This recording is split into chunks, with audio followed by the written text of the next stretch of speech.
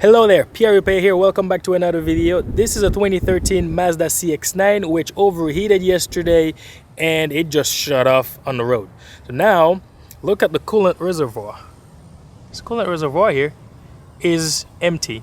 So the coolant is going somewhere. We just don't know where. That's why I'm bringing you with me on this journey to find out together what's wrong with it. So as it is parked on the grass, we're gonna take off the grass, put it on the pavement, and then put coolant in it. The engine is cold right now. Since I'm gonna start it, I'm going to add coolant in it while the engine is running.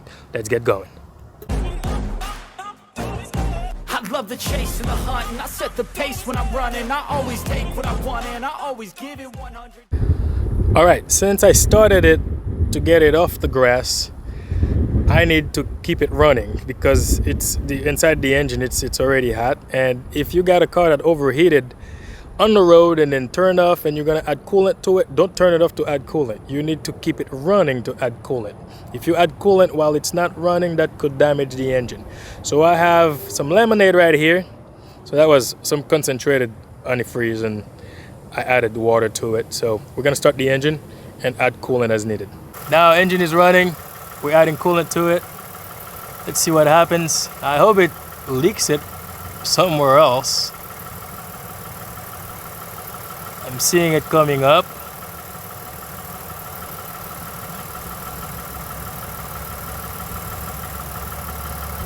It's almost there. That looks like lemonade, doesn't it? Thing looks like lemonade. Right here, right here. It's at the full mark. All right, engine's still cold. Getting a little shaking here. But levels going down.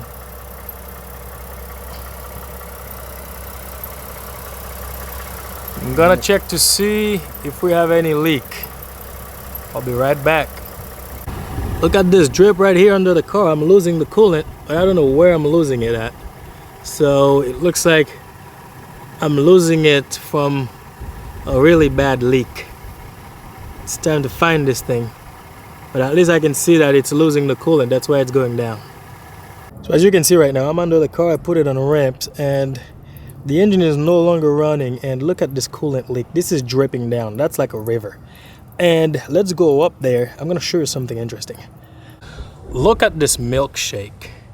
This is what you don't want to see. This is a sign of engine damage. But if the cylinder head is cracked or if the block is cracked, then you're gonna have, you know, oil and coolant mixing, and that will give you this milkshake that you're seeing right here. But I have an external coolant leak. This is a Ford engine and a Mazda, and I believe this coolant is coming from the water pump. That's the water pump that's leaking this, and I believe this water pump, I may be wrong, this water pump is chain driven.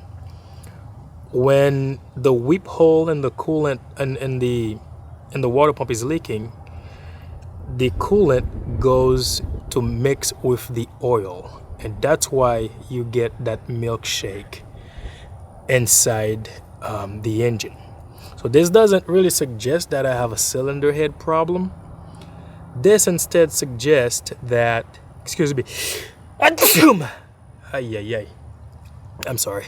So this instead suggests that I have the water pump that's leaking coolant into the oil, and I get this milkshake. That's the problem of this engine. I'm gonna go ahead and replace the water pump and see if that fixes it, but I believe this is it. I hope you enjoyed this video. This is it for this one. I'm gonna post a follow-up on this when I replace the water pump and show you what I did. But this is it for this one. Thank you very much for watching. I'll see you in the next one. Bye-bye.